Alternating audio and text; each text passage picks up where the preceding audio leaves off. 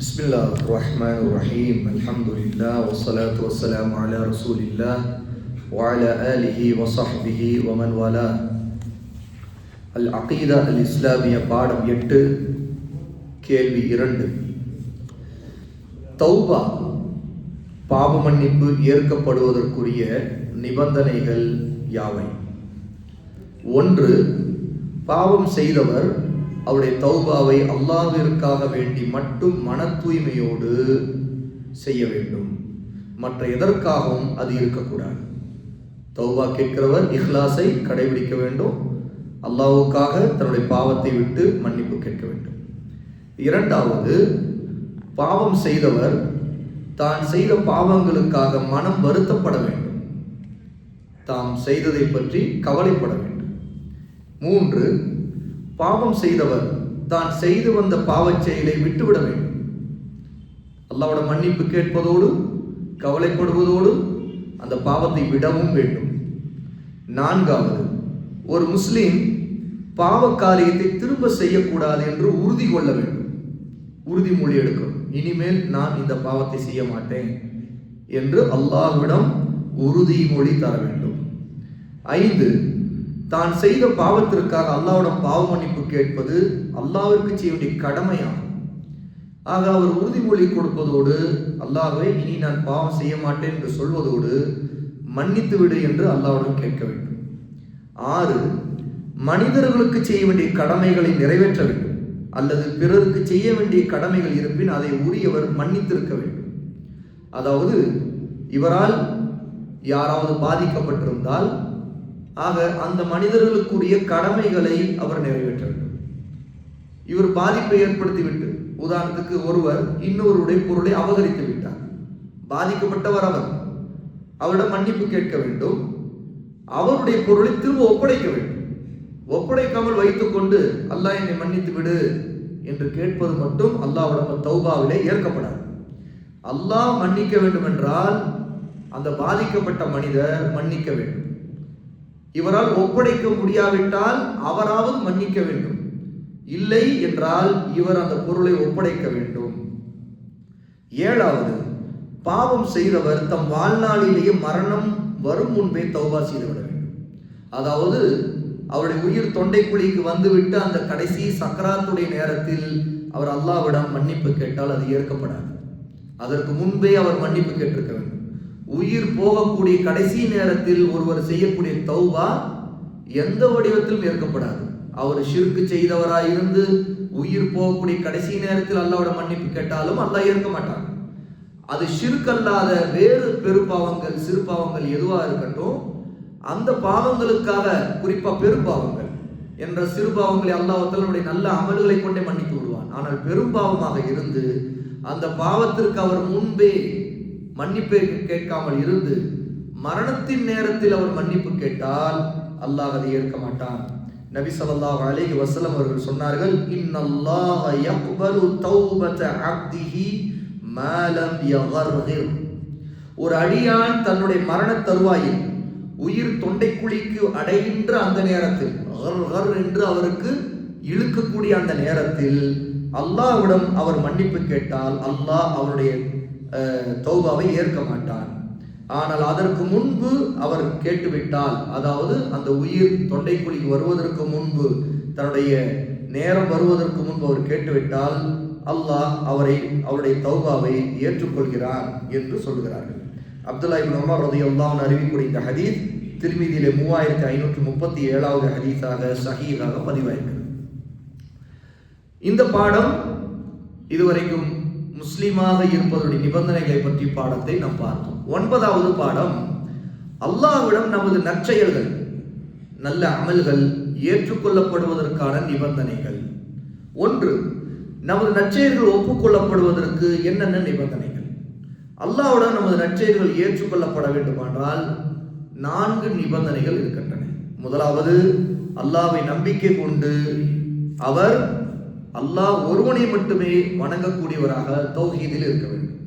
அவரை இணை வைக்கக்கூடாது, ஷிர்க் செய்யக்கூடாது. இன்னல்லதீன ஆமனு வ அமிலுஸ் ஸாலிஹாத்தி கானத் லஹும் ஜன்னாத்துல் ஃபிர்தௌஸி நுஸுலா. எவர்கள் உண்மையாகவே அல்லாஹ்வை நம்பிக்கை கொண்டு நற்செயல்கள் செய்கின்றார்களோ அவர்கள்தான் ஃபிர்தௌஸ் என்னும் சொர்க்கங்களில் விருந்தாளிகளாக தங்குவார்கள் என்று அல்லாஹ் சூரத்துல் கஹஃப் 18வது சூராவுடைய 107வது ஆயத்திலே சொல்கிறான். இன்னும் ரசூலுல்லாஹி ஸல்லல்லாஹு அலைஹி வஸல்லம் சொல்கிறார், குல் ஆமன்து பில்லாஹி சும்ம இஸ்தகீம், நான் அல்லாஹ்வை நம்பிக்கை கொண்டேன் என்று கூறி அதற்கு பின்பு நீ அதிலேயே உறுதியாக நிலைத்து இரு என்று சொல்கிறார்கள். சுஃபியான் இப்னு அப்துல்லாஹ் ரலியல்லாஹு அன்ஹு அறிவிக்கக்கூடிய இந்த ஹதீஸ் சஹீஹ் முஸ்லிமிலே 38வது ஹதீஸாக இடம்பெறும். ஆக இந்த முதல் நிபந்தனை, ஒருவருடைய அமல் அல்லாஹ்வுடைய ஏற்கப்பட வேண்டும் என்றால் அவருடைய ஈமான் இருக்க வேண்டும். ஈமான் இல்லாமல் ஷிர்கிலும் குஃப்ரிலும் இருக்கக்கூடிய ஒருவர், அவர் என்னதான் நல்ல அமல்களை செய்தாலும், அவர் நோன்பு வைத்தாலும், தர்மம் செய்தாலும், தொழுதாலும், எப்படிப்பட்ட நல்ல காரியங்களை செய்தாலும் அது அல்லாஹ்விடம் ஏற்கப்படாது. ஏனென்றால் ஷிர்கிலும் குஃப்ரிலும் ஒருவர் இருந்து கொண்டிருக்கிற நிலையில் செய்யக்கூடிய அமல்கள் அல்லாஹ்விடம் கபூலாகாது. இரண்டாவது நிபந்தனை, பிறர் மெச்ச வேண்டும், பார்க்க வேண்டும் என்பதற்காக இல்லாமல் அல்லாஹ் ஒருவனுக்காகவே எந்த நற்செயலையும் அவர் இஹ்லாசுடன் மன தூய்மையுடன் செய்ய வேண்டும்.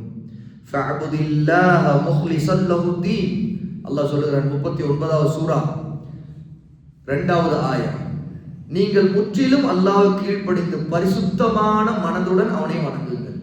ஆகவே அல்லாஹ்வுக்கு செய்யக்கூடிய இபாதத்துகள் உள்ளத்தில் தூய்மையோடு மன தூய்மையோடு ஒருவர் செய்ய வேண்டும். நபி ஸல்லல்லாஹு அலைஹி வஸல்லம் சொல்கிறார்கள், மன் கால லா இலாஹ இல்லல்லாஹு முக்லிஸன் தஹலல் ஜன்னah, யார் லா இலாஹ இல்லல்லாஹ் என்று பரிசுத்தமான உள்ளத்தோடு சொன்னாரோ அவர்தான் சொர்க்கத்தில் நுழைவார். அபூ சயீத் அல்-குத்ரி ரலியல்லாஹு அன்ஹு அறிவிக்கக்கூடிய இந்த ஹதீஸ் அஸ்-ஸஹீஹா, இமாம் அல்பானி ரஹிமஹுல்லாஹ் இதை ஸஹீஹ் என்று 2355வது செய்தியாக உறுதி செய்கிறார்கள். மூன்றாவது நிபந்தனை, நமது நற்செயல்கள் அனைத்தும் அல்லாஹ்வின் தூதர் ஸல்லல்லாஹு அலைஹி வஸல்லம் அவர்களுடைய வழிகாட்டுதலுக்கு ஏற்ப அமைய வேண்டும். அந்த வழிகாட்டல் இல்லாமல் மார்க்கத்தின் பெயரால் புதியதாக ஒரு பித்அத்தாக ஒரு காரியத்தை செய்தால் அதற்கு அல்லாஹ்வுடைய கூலி கிடைக்காது. ஏனென்றால் அது ஒரு பித்அத், வழிகேடு, பலாலத். குல்லு பித்அத்தின் பலாலா, ஒவ்வொரு பித்அத்தும் பலாலத், வழிகேடு. ஆகவே இபாதத்து சம்பந்தப்பட்டவையாக இருந்தாலும் அல்லது மார்க்கம் சம்பந்தப்பட்ட உம்மத் சம்பந்தப்பட்ட எந்த விஷயங்கள் இருந்தாலும் ரசூலுல்லாஹ்வுடைய வழிகாட்டல் அதில் இருக்க வேண்டும். வழிகாட்டல் இல்லை என்றால் அது ஒரு அனாச்சாரம், அது ஒரு வழிகேடு, அது ஒரு பித்அத். அல்லாஹ் ஏற்க மாட்டான். வமா ஆதாகுமுர் ரசூலு ஃபஹுதூஹு வமா நஹாகும் அன்ஹு ஃபன்தஹு. அல்லாஹ் சொல்லுகிறான், நம்முடைய தூதர் ரசூல் உங்களுக்கு எதை கொடுத்தாரோ அதை எடுத்துக்கொள்ளுங்கள், எதை விட்டு உங்களை தடுத்தாரோ அதை விட்டு நீங்கள் விலகிக் கொள்ளுங்கள். 59வது சூராவுடைய 7வது ஆயா. ஆக ஒருவர் ரசூல் கொண்டு வந்து இந்த ஷரியத், இந்த தீனின் அடிப்படையில் தான் அவருடைய காரியங்களை அமைக்க வேண்டுமே தவிர அவருடைய மன இச்சைப்படி, அவருடைய சிந்தனைப்படி, உலக வழக்கத்தின்படி அல்லது மற்ற மதத்தவர்கள் செய்யக்கூடிய காரியங்களை காப்பி அடித்து பின்பற்றி இதுல என்ன தவறு என்று நினைத்துக் கொண்டு அவர் செய்யக்கூடிய அமல்கள் எதுவா இருந்தாலும் அது அல்லாஹ்விடம் ஏற்கப்படாது. இன்று நம்முடைய மக்கள் உம்மத்திலே செய்யக்கூடிய பல காரியங்கள் எல்லாமே பித்அத்தான காரியங்கள், வழிகேடான காரியங்கள், அரசியல் ரீதியான பல விஷயங்களை பார்க்கிறோமே, இதுல எல்லாம் பித்அத்தான காரியங்கள் தான். நிறைய பித்அத்துகளை மக்கள் உருவாக்கி வைத்திருக்கிறார்கள். எந்த முன்மாதிரியும் ரசூலிடமிருந்து அவர்கள் காட்ட முடியாது. அல்லாஹ்வுடைய நபி சொன்னார்களா என்று கேட்டால் ஆதாரம் இருக்காது. அல்லாஹ்வுடைய நபி இப்படி செய்தார்களா? ஆதாரம் இருக்காது. அல்லது நபித்தோழர்கள் இப்படித்தான் மார்க்கத்தை விளங்கி இருந்தார்களா? ஆதாரம் இருக்காது. எல்லாம் மன இச்சையான தர்க்கம் தான் வரும். தர்க்கம், நியாயம், நமக்கு மண்டைக்கு எது உதிக்கிறதோ அதன் பேரால இதுல என்ன தப்பு, இது நல்ல விஷயம், இதற்காக தான் செய்கிறோம், அதற்காக தான் செய்கிறோம் என்று நியாயப்படுத்தக்கூடிய போக்கைத்தான் இன்று நாம் பார்க்கிறோம். இது எல்லாமே வழிகேடு என்பதை நாம் இங்கே தெரிந்து கொள்ளலாம். இன்னொரு ஹதீஸ் இந்த விஷயத்தை, ரசூலுல்லாஹ்வுடைய வழிகாட்டல் இல்லாமல் செய்யக்கூடியது எல்லாம் அல்லாஹ்வுடன் நிராகரிக்கப்படும் என்பதற்கு ரசூலுல்லாஹ்வுடைய சொல்லிலிருந்தே ஒரு தெளிவான ஆதாரம்.